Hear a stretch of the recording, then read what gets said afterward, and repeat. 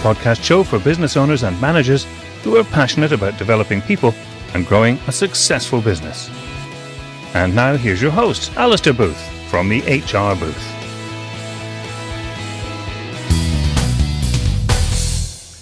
Welcome to our latest podcast. So in this episode of Fife Business Stories, delighted to be welcoming John Penman.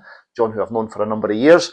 John is the Managing Director of Fife Fabrications. So delighted that you're on the show, John. Thank you, Alistair. Thanks for coming on. So what we're going to do today, John, is really just chat a wee bit about business. Purpose of the podcast is to kind of share your business story, business challenges, which I'm sure there's probably quite a few, and just general kind of discussion around your kind of career today. And I'm sure there's some good insights that will resonate with the audience that we'll have on the podcast. So no problem. Good stuff. So I've known you for a number of years, John, which is great. Been involved with a number of projects, obviously with DLAW and stuff over the years. So we'll touch on some of that later on. But for the audience, it'd be quite good just to hear a wee bit about your background in terms of how you got to where you are today, and a wee bit about the business that you're on. Okay, so my career started originally, if you like, in the mining industry with a company not too far from here, down in Queensway, Anderson, Strathclyde, making coal shearers. Mm-hmm. A long time ago, and sadly that industry is long gone. Then was lucky enough to get an opportunity to join Fife Fabrications initially on a short-term contract and inspection. And in those days, we had Silicon Glen, lots of business in Scotland, and worked through various positions up to probably the sales engineer would be where I seemed to find my position that worked in life. So pushed with sales there. Obviously, the demise of electronics in Scotland meant a rethink of where business could come from.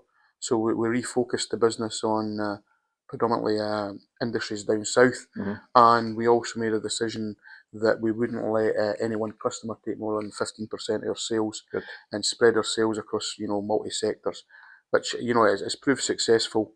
Lucky enough then to get further positions in Fife Fab, eventually becoming the managing director and within the business. So Fife Fabrications, it's a local business, almost 100 people that we employ.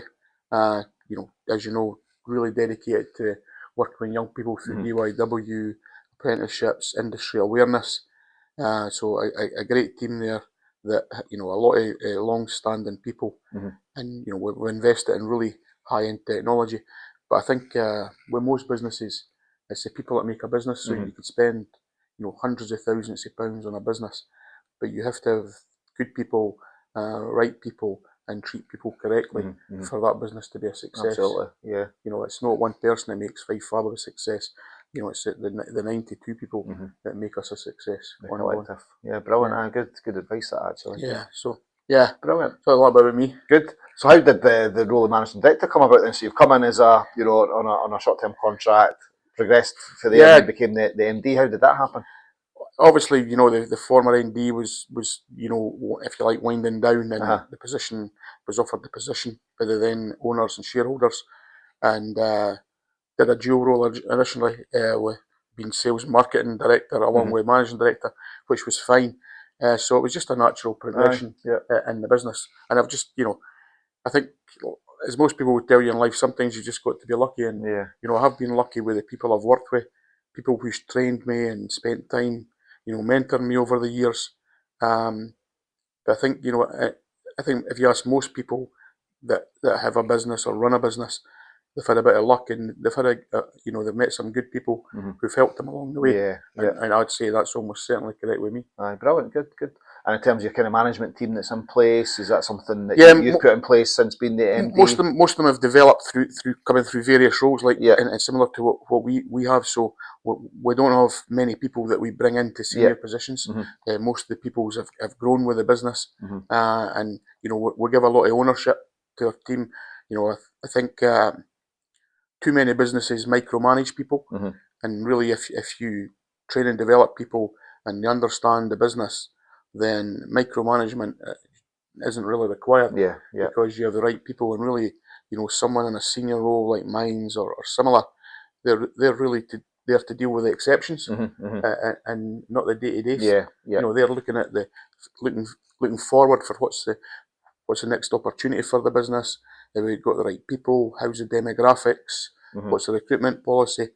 And then dealing with the exceptions that come up every day in a business. I think that's what I enjoy. And good. We've got good people.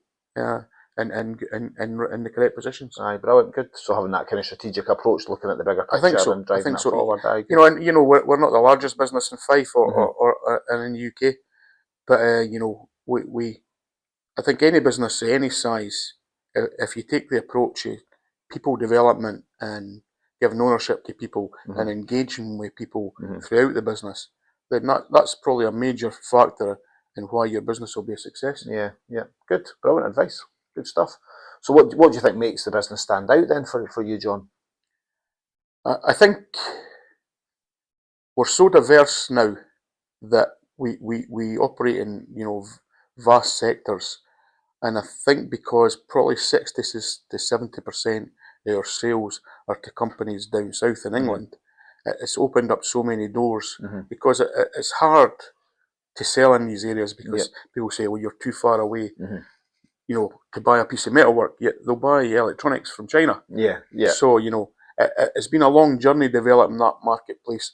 But I think now that we're established and we're well known, it's for quality, on-time service. And we do have a large, if you like,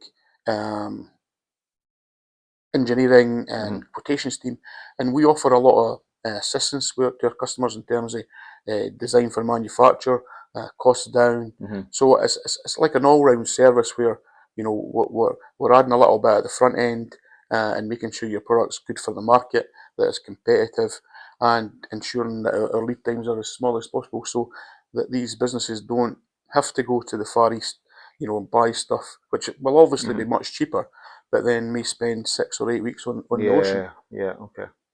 So in terms of that sales kind of approach then, John, how have you got like a foot in the door down south? Have you got like a sales team on the ground down there? Or the approach we did is obviously, just myself and Colin Patterson, who's the sales manager. Initially it was just, looking at companies down there, but we've done a trade show for over 20 years now, Southern Manufacturing, and to be honest, that's the show that has driven a lot of our business down south, where we've basically spent the money and invested the money to be in that area, showcase what we do, showcase our people, and gradually get one new customer, and then get that as a reference for anybody going on. So now when somebody's looking for, who else do you supply to in this area, we've got multitudes of people that we can ask to give us references. Brilliant. But yeah, and during COVID, when there was a sudden realization that you needed supply partners nearby, I think that was a realization for many people, that supply chains, close by and flexible, although maybe slightly more expensive, they provide a level of value that you perhaps didn't understand pre-COVID. Okay, very good. So kind of understanding the kind of customer's needs, and you've kind of found a solution around that. Yeah. Good. And in terms of the trade shows, do you make a decision each year in terms of which ones you're going to kind of attend, or how? We've taken the decision only to solely focus on Southern Manufacturing, and obviously we go through that via Fife Council and Dot Smith's team book it for us. So for me, and over the years, I've seen many businesses attend a show, go once, not do the preparation correctly, not do the follow-up, and then say, well, I didn't get nothing for my investment or my time. But people have got to understand that it could take 2 or 3 years to develop a client. As you know, you run a business, and people are too short term and immediate hits and how they follow up. But for me, the one show that we do, and I would say, if you're in manufacturing and you're trying to grow your business in the UK, you should look at that show and speak to the team at economic development, because there is certainly opportunities for manufacturing businesses still in the UK. Brilliant, that's good to hear, actually, really encouraging, because there's a lot of stuff that's all negative and doom and gloom, but you've found a kind of great opportunity there, and it's obviously working. And it's, it gives you an opportunity. The footfall at that show's pushing 9,000 people, so potentially there's 9,000 buying opportunities coming your way if you set yourself up correctly and prep and do your proper follow-up. Aye, brilliant. Okay, that's really good advice actually for the audience. So looking back then, John, obviously you've been in business for a long time. What kind of lessons and experiences have you kind of had along the way that's maybe helped shape some of the decisions and how you lead today? Probably don't make decisions too quickly. Yeah. I think that's one thing you learn over the years, and sometimes you're not always right. Yeah. So I think over the years I've learned to take that 10, 15 seconds and pause and think. And, you know, I think probably for me as well, you know, there's a few external people, you know, that have mentored me that weren't involved in Fife Fab. Obviously, I was involved in Business Gateway for a number of years, chairing that. And I met, you know, some great people who still today where, you know, I don't have all the answers, and I'll still go for coffee with them and chat through, you know, I'm thinking about this is how the business is. So I think at many businesses, you know, when you get to a senior level, it can be a lonely place. Yeah. I think it's good, as you do for many businesses, it's good for business leaders to just take a half day, take an hour, go and, you know, engage with someone that, you know, could just give you a different perspective, and you could bounce some ideas off. You know, we members of Scottish Engineering, we were a trade body, Paul Sheeran. You know, you don't have all the answers and you can't solve all the problems, but sometimes when you sit and you can have a chat and a coffee, things become a bit clearer. Yeah, definitely. And then it just saves you making those costly mistakes. Absolutely. And, you know, I'm the same as anyone. You know, I've made loads of mistakes in my career. Yeah. And, you know, many I regret, but I think you just have to pause and think and utilise your network. Yeah. Because there's a lot of great people out there who are prepared to help. Yeah, definitely. I totally agree with that. And I think having a network is important in business. Totally agree with what you said there around it being a lonely place at times, and just having that trusted network, not necessarily to pass your work or business, but just to have your back and have that support around you. So I think that would be a good tip for anyone. Yeah. Good, brilliant. Thanks for that. So obviously I've not been involved with DYW as long as you, but I know that you've been a big advocate for a number of years, and obviously you're currently the chair of the board. You want to kind of talk us through a wee bit around what that involves, how you got involved in DYW in the first place, and what it's kind of meant for your business as well? So probably the reason I got DYW now, but you know, DYW eventually came out of the Wood Report. But we'd already worked quite a bit with Lochgelly High School. Sadly, Ray Fernie, no longer with us, did a lot of work. And probably initially was because obviously I was born and bred in Carndon, no moved very far. I've moved to Lochgelly. But you know, as you know, you come from certain streets or certain areas in Fife. You certainly, you know, when I was younger, and probably still today, you're tagged with being from that area, and you know your chances in life are going to be nil.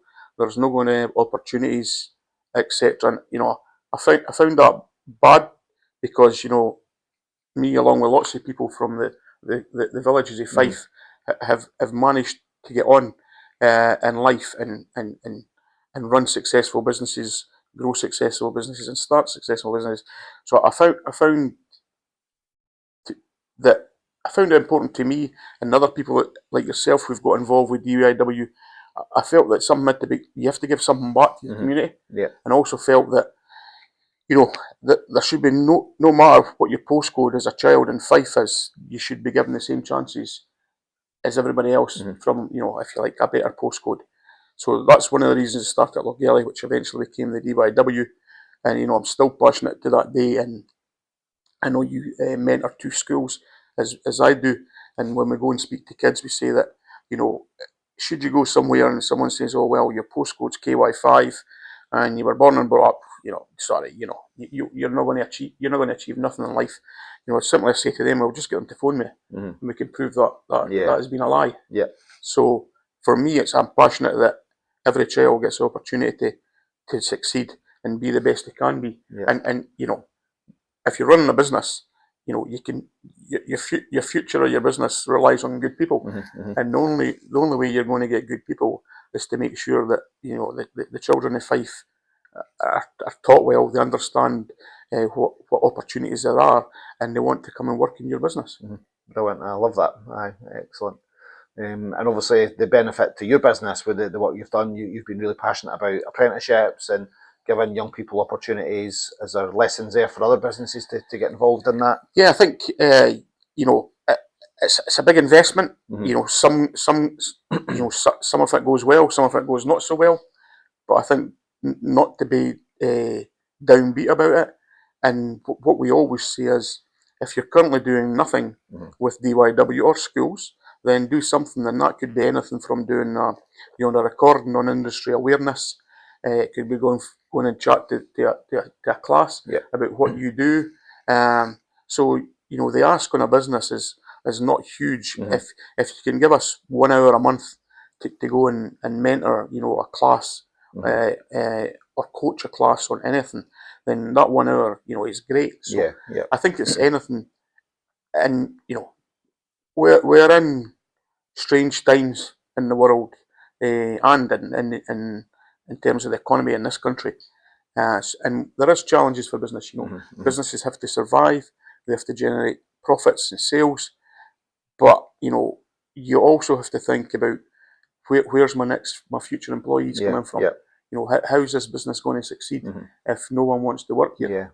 So I think there's a here and now, but there's also a thing you need to think about the future. And I always say to business, when was the last time you checked your demographics? Because you'll be surprised. Aye. And the only way you're going to help that is getting young people in. Agreed. So that's what I would say. So we have similar conversations with clients as well, John, and I think sometimes what you hear is, they've got a perception about young people and they don't want to work and they've not got that kind of work ethic. And what we're trying to say is, well, you need to try and be part of that solution and go and speak and actually inspire the next generation. Go and talk about the opportunities you've got in the school, and you might kind of convert 2 or 3 people, and you've done your job. And it's trying to kind of get them to be part of that solution. And whether it's often work experience or going in and mentoring, like what you've said, or turning up at a careers fair and talking about some of the vacancies you might have in apprenticeship opportunities, it all does add a lot of value. Yeah, I think you probably go to as many meetings as I do, and the number of businesses sitting, they cry young people, and and then you ask, when was the last time you engaged with a school or young people? And generally, if you then meet that person again and they've done something, that they're wholly surprised that the perception that all young people are not well prepared for the world of work, I think in general is false. Generally when you meet the young people in our secondary schools, they're well prepared for the world of work. They don't understand perhaps some of the opportunities in the way the world of work is now. And that's why businesses should go in, so that they could do that finish bit that I'm going to be recruiting in the next 2 years. This is the type of vacancies. This is opportunities. This is a career growth. That's your opportunity to go and sell your business. Definitely, and we've seen as well through the DYW coordinators in the school being really proactive and taking groups of young people out into work placements or workplaces just to see what happens, and it then makes that person think, oh, that is a career I want, or it maybe rules out something they've maybe thought about and then actually seen it and thought, oh, I don't fancy that. So I think you're far better versed in that sector than me. Recruitment's very expensive, especially if you recruit the wrong person. So probably the cheapest way to recruit your future workforce is to engage early with the schools. Let the schools know what your opportunities are, and perhaps you'll be presented with a range of candidates who fit your needs and actually understand what you want. I know. So it actually makes your recruitment process much cheaper, exactly. and add more value to your business. Exactly. So, and it's an investment of your time. So absolutely. Yeah, good. So that's what I would encourage all businesses to do. Yeah, good. Good. Fife. And you've had some good success stories with your apprenticeships over the years, as well, which is really good. A lot of them, our middle managers, middle supervisors have all come through as young people into the business. Aye, brilliant. Good, fantastic. Well done, John. So you touched on a wee bit there around some of the challenges facing the economy and businesses at the minute. So what do you see as some of the challenges at the minute, and how are you and your business going about approaching them and trying to manage through that? I think there's a lot at play. You've got a very unstable economy worldwide. People are very nervous about making purchases. Both as in your own as a household, but in businesses, people are not wanting to overstock. So we have this whole world economy at play, and we have a lot of, shall we say, announcements from governments of all shapes and sizes, which are making it quite hard for business. Yep. The continual sudden changes and lots of things. So I would say probably, and I have not seen it as challenging as where we are now, because it's not just challenging economically, it's challenging in terms of legislation, new legislation. It's challenging in terms of the fact that it's still, there's a number of vacancies that can't be filled. I can't understand why we can't get people shifted from the sector perhaps where they're not working into the many businesses that need people. Yep. So there's a lot of things at play that I think the government could do much better if they sat down and listened. The way that we could improve our society is to have successful businesses who employ people, pay proper wages, treat people correctly, and as that money cycles through the economy, then you get multitude of benefits, and we all then benefit from a better society. But it's certainly not helpful business wise. The current fluid state of everything. Yeah, I totally agree. Hearing that more and more from businesses we're speaking to, I think that, without getting political as well, the challenge is that people running the country have never worked in business or had a business or anything, and I think guys like yourself and other people that have done it, people you hear, it's like, it just seems like common sense. Why have we not got people like that running the country, and it would make such a difference? Yeah, there seems to be lots of decisions made, and there's no thought about the impact that has on the ground. It sounds good, and it looks good in a bit of paper. And then it then filters its way down to businesses of all size, and we have to try and implement that and adhere to that, whilst still trying to run a company, and pay people's wages. And it's a small world. Businesses in the UK are competing with everybody for to manufacture products. And you can make probably everything that we make can be made anywhere. So there's a tipping point where we have to focus on the fact that we need to keep the UK competitive and compliant and people safe. So there's I don't think me or you would disagree on the fact that in terms of health and safety and people well-being, that should be priority number one for every business.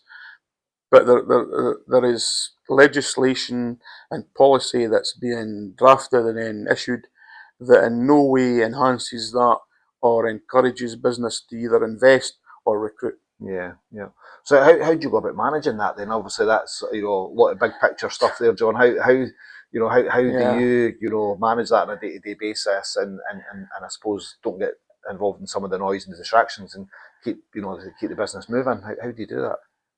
I think there's an eternal hope. I'm an engineer at heart. Aye. So there's an eternal hope that someday someone will see sense. But in a lot of ways, you've just got to get on with it. You'll know the impact of the NI that was announced. Overnight, impacting within 6 months. And some of the other changes, something like that coming midway through a financial year for a business, it's totally unplanned, and you've just got to, reset, rethink, and say, right, for that initial period for a lot of businesses, and probably the period we're in now, a lot of businesses have been survival mode. And it's a case of how do we survive till this gets better? Whether it be economically better or legislation wise better. I think a lot of businesses will be in survival mode currently, and that's a stressful position for business leaders. And that's where going back to the point with speaking and having a mentor. But it's certainly challenging to think up where you're going to get the money in. As a subcontractor, we it just passes its way through to hopefully to the customer.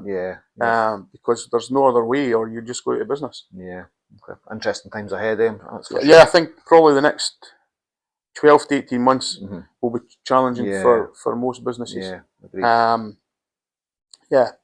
And hopefully we want them all to survive. We want them all to grow, but I think there needs to be a reset in the mindset of how do we make business, how do we support businesses to be successful, to grow, and to create jobs. Agreed. Okay, good. So obviously, moving on, I've been in your business a number of times. I've been on the shop floor a few times.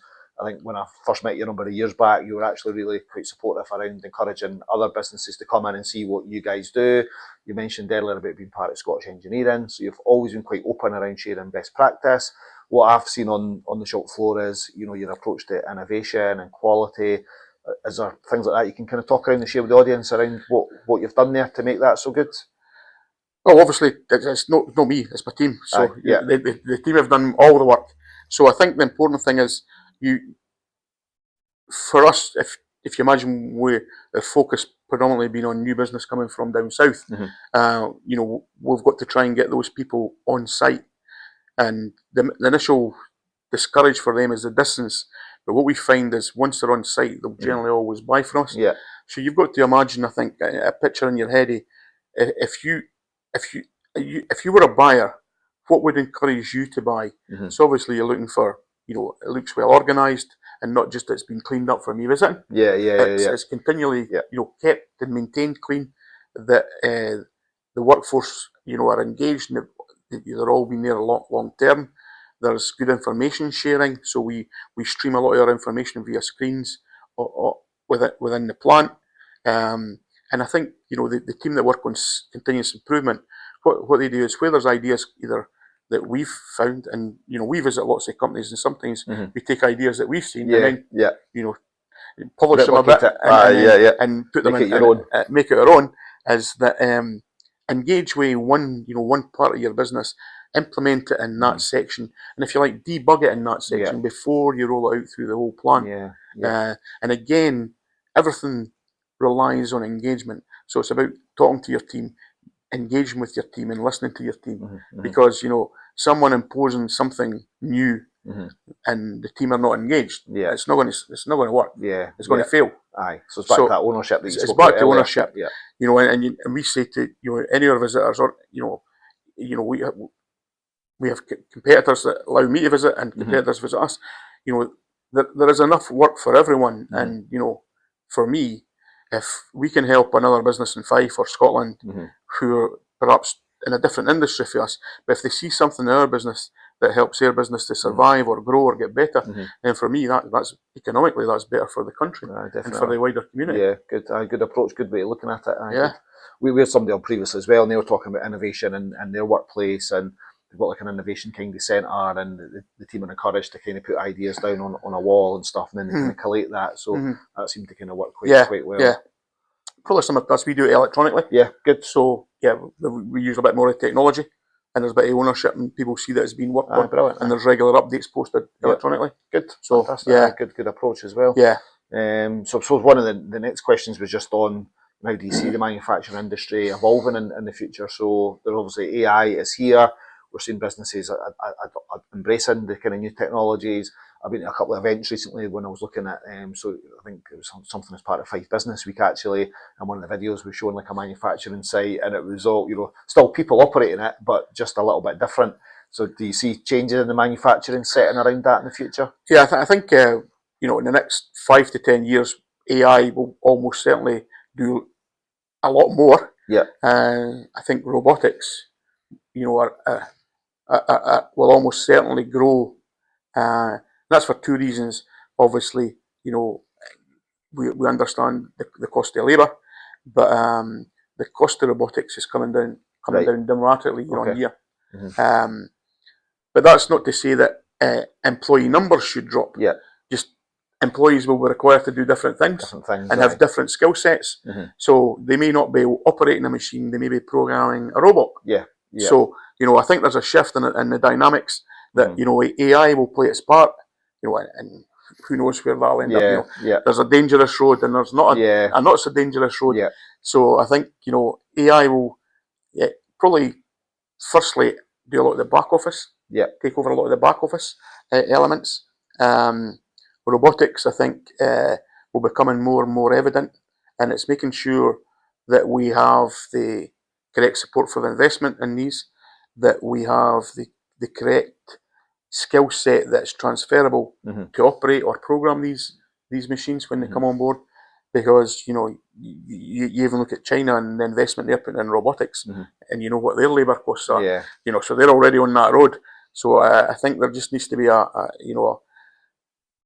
bit of thought about how do we support UK businesses and investing in this technology, but also investing in people, that the people are ready for this technology, and, you know, create the jobs for operating and programming these Absolutely, machines. yeah. And I suppose it goes back to, you know, chat earlier around young people that you know, they're leaving school with these digital skills. Yeah. And some of the, you know, if you think about some of the aging workforce that we've got, maybe don't have these digital skills. So, so you've got a situation we're there. Perhaps not in a time where, you know, young people are probably better placed than me or you. Yeah, exactly. You know, we've all seen a youngster setting up a phone. I know. You know, and then me try to set up a phone. You know, that's not even a contest. Yeah, exactly. I just give it to my daughter. I know.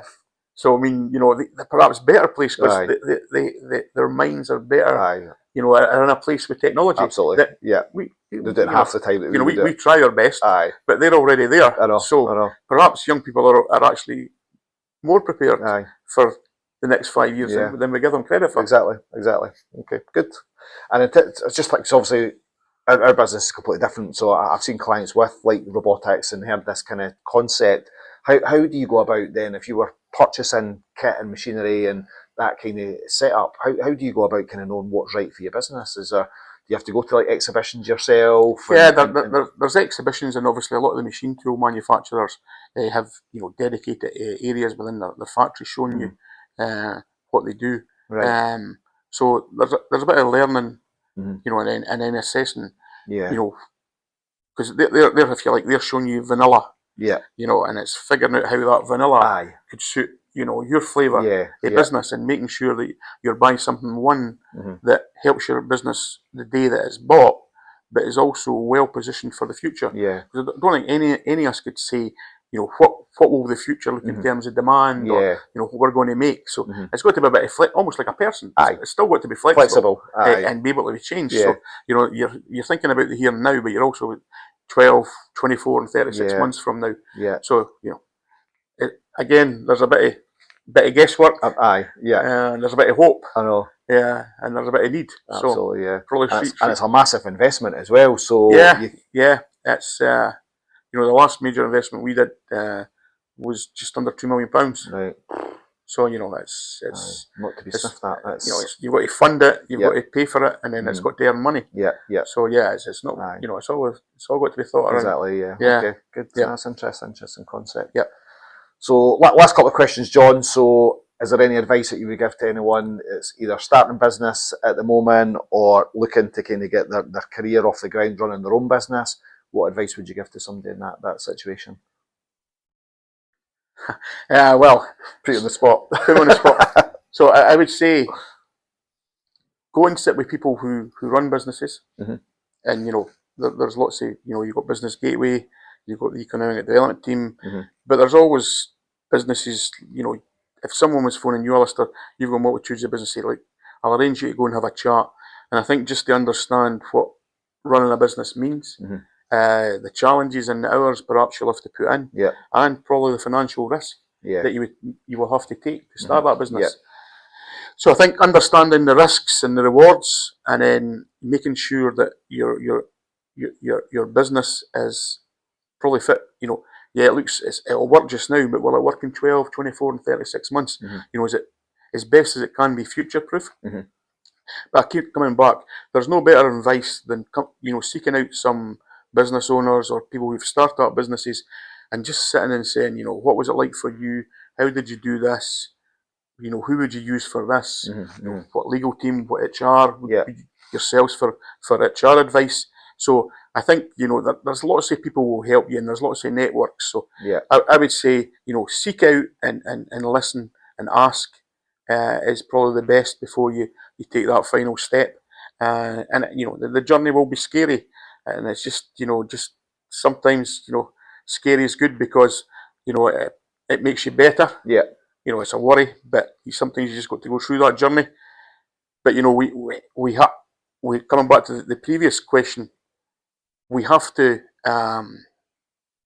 create an environment for people to start businesses and grow businesses, and that has to be part of the role of a government that makes it attractive to do that. Yeah. Because we need businesses we need new businesses, we need existing businesses to grow, because that's what pays for the important services that we need. Yeah, definitely. In our communities. Yeah, wise words indeed. Good stuff. That's the last of my business related questions, but I've got a wee fun question to kind of end on. Okay. So, if you were to have dinner with any 3 people, past or present, who would they be and why? Okay. This is a hard one. This is hard. So my 3 people, first one would be Winston Churchill. Okay. The second one would be Nelson Mandela. And the third one would be an author, Anne Cleves. Wow, that's an interesting.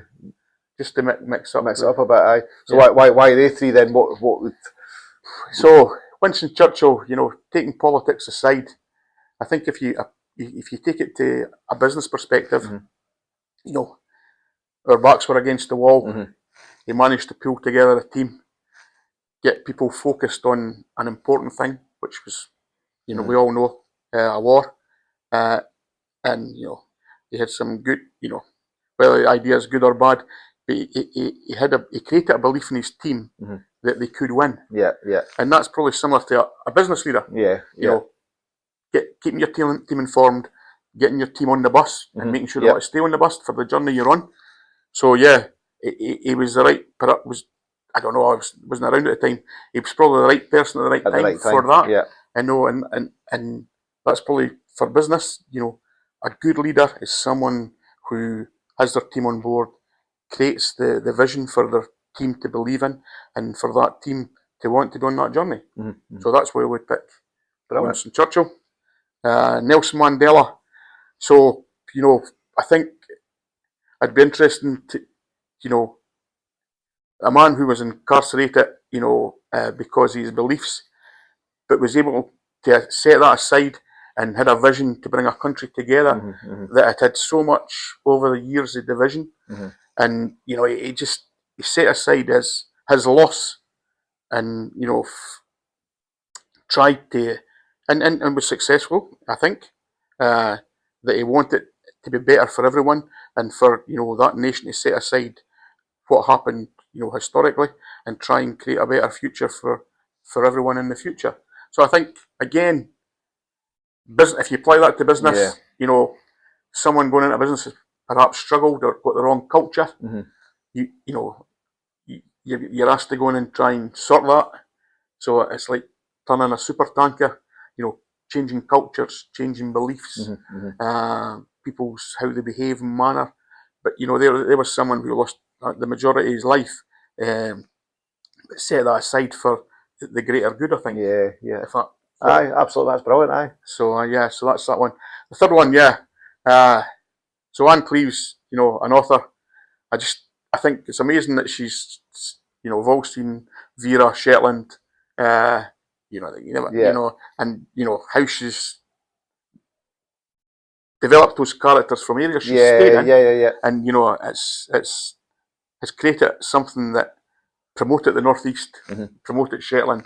People have seen parts of the United Kingdom that they've heard about, but probably never seen it wrapped into it. And also, I think it would just be interesting how she obviously it's rewritten for television, but how she thinks up characters and some of these